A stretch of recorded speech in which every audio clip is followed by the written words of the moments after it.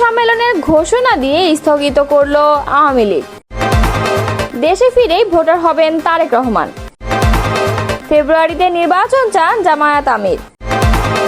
রিজভী মন্তব্য করেছেন, বিএনপিকে জনবিচ্ছিন্ন করতে চেয়েছিলেন শেখ হাসিনা। এতক্ষণ শুনছিলেন সংবাদ শিরোনাম, এবারে বিস্তারিত। ভারতের রাজধানী দিল্লিতে একটি সংবাদ সম্মেলনের ঘোষণা দিয়ে তা স্থগিত করেছেন ক্ষমতাচ্যুত আওয়ামী লীগের শীর্ষস্থানীয় নেতা ও সাবেক মন্ত্রীরা। এই সংবাদ সম্মেলনটি বাংলাদেশ গণহত্যা বিষয়ে আলোচনা করার জন্য গতকাল বুধবার অনুষ্ঠিত হওয়ার কথা ছিল, তবে নির্ধারিত সময়ের ঠিক আগে এটি স্থগিত করার সিদ্ধান্ত নেওয়া হয়। বৃহস্পতিবার ভারতীয় সংবাদ মাধ্যম হিন্দুস্তান টাইমসের এক প্রতিবেদনে বিষয়টি উঠে আসে।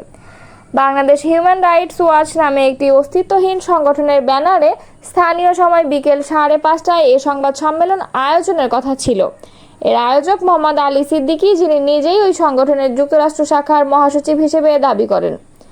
আয়োজকরা জানিয়েছিলেন, সংবাদ সম্মেলনে আওয়ামী লীগের গুরুত্বপূর্ণ নেতা ও মন্ত্রীরা গোপালগঞ্জের সাম্প্রতিক সহিংসতা এবং দেশের গণহত্যার প্রসঙ্গে বক্তব্য দেবেন।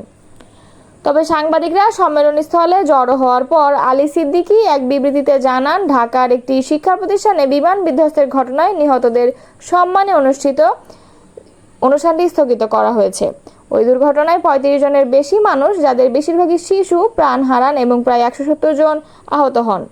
জানা গেছে, আওয়ামী লীগের একাধিক সাবেক নেতা যেমন ওবায়দুল কাদের, আসাদুজ্জামান খান কামাল, হাসান মাহমুদ ও মুহিবুল হাসান চৌধুরী নফেল গত কয়েকদিন দিল্লি সফর করেছেন।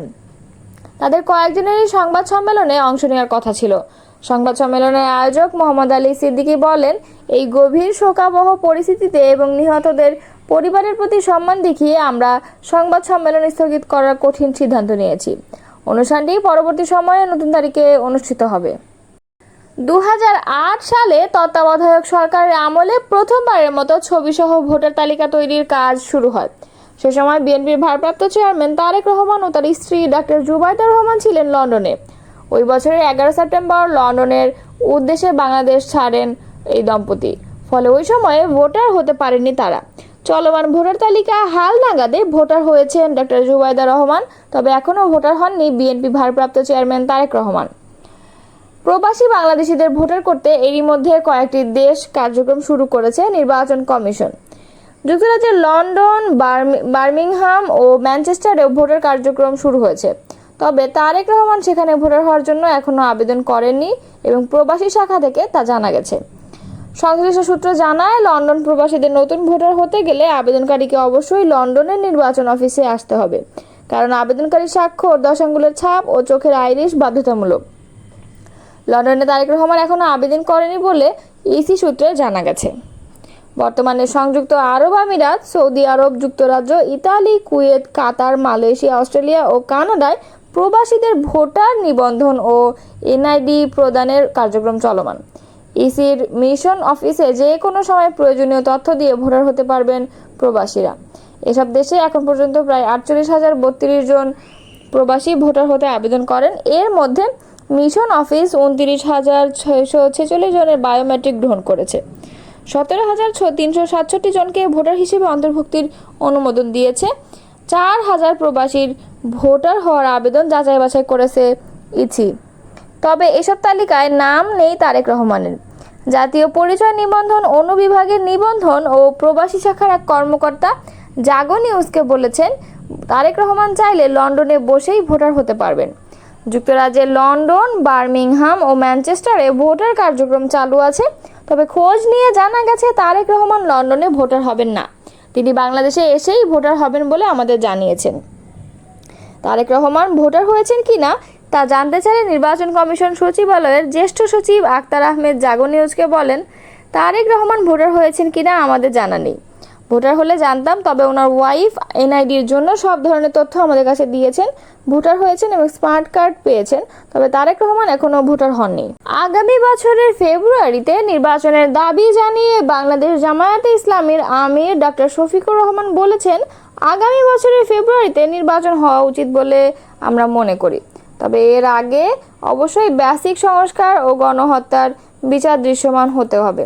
2-4 জন বড় অপরাধীর বিচার হলে জাতি বুঝতে পারবে বিচার শুরু হয়েছে। বাকি কাজগুলো পরে যারা নির্বাচিত হয়ে ক্ষমতায় আসবেন তারা অব্যাহত রাখবেন।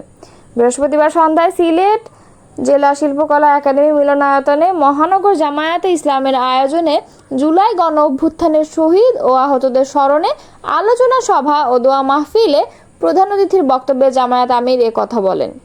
এ সময় শফিকুর রহমান বলেন, মানবতা মরে যায়নি, এখনো বেঁচে আছে। যারা শহীদ হয়েছেন তাদের 70%ই খেটে খাওয়া মানুষ। দল হিসেবে আমরা তাদের কাছে কৃতজ্ঞ। আমরা শহীদ পরিবারকে বলেছি, আপনারা সুখের সময় স্মরণ না করলেও চলবে, যে কোনো প্রয়োজনে আমাদের বলবেন, জামায়াত আপনাদের পাশে থাকবে। তিনি বলেন, শহীদ পরিবারের স্বপ্ন পূরণে কাজ করছে জামায়াত। আমরা বড় একটি কাজ হাতে নিয়েছি, শহীদদের তালিকা নির্ভুলভাবে তৈরি করা। 2টি ভলিউম এরই মধ্যে বের হয়েছে। আমরা আহতদেরও ডাটাবেস তৈরি করেছি।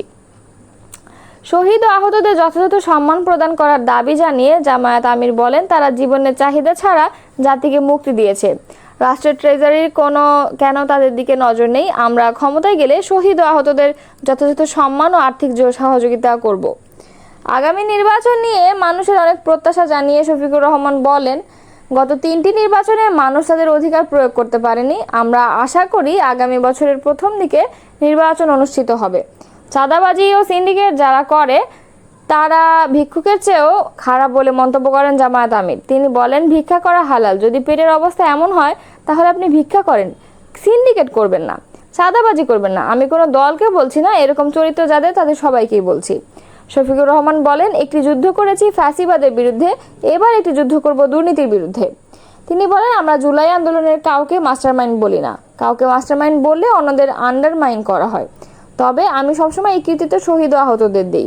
সিলেট মহানগর জামায়াত আমির মোহাম্মদ ফখরুল ইসলামের সভাপতিত্বে সভায় বিশেষ অতিথির বক্তব্য দেন জামায়াতের কেন্দ্রীয় সহকারী সেক্রেটারি জেনারেল অ্যাডভোকেট এহসানুল মাহবুব জুবায়ের। শেখ হাসিনা বিএনপিকে জনবিচ্ছিন্ন করতে চেয়েছিলেন বলে মন্তব্য করেছেন বিএনপির সিনিয়র যুগ্ম মহাসচিব অ্যাডভোকেট রুহুল কবির রিজভী।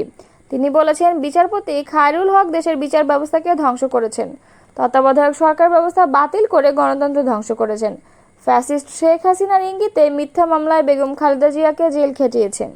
বৃহস্পতিবার দুপুরে মৌলভীবাজার এম সাইফুর রহমান অডিটোরিয়াম জেলা বিএনপি সদস্য সংগ্রহ ও নবায়ন কার্যক্রম উদ্বোধন উপলক্ষে আয়োজিত সভায় প্রধান অতিথির বক্তব্যে তিনি এসব কথা বলেন। রুহুল কবির রিজভী আরও বলেন, বিগত দিনে স্বৈরাচার শেখ হাসিনা মিথ্যা মামলা দিয়ে বিএনপির নেতাকর্মীদের দিনের পর দিন, মাসের পর মাস জুলুম, নির্যাতন ও অত্যাচার করেছেন। সেই মামলায় আমি ও আমাদের নেতাকর্মীরা জেল খেটেছি। তিনি বলেন, বিএনপির কোটি কোটি সমর্থক চেয়েছে এবছর আমরা 1 কোটি সদস্য সংগ্রহ করি এবং নবায়ন করি।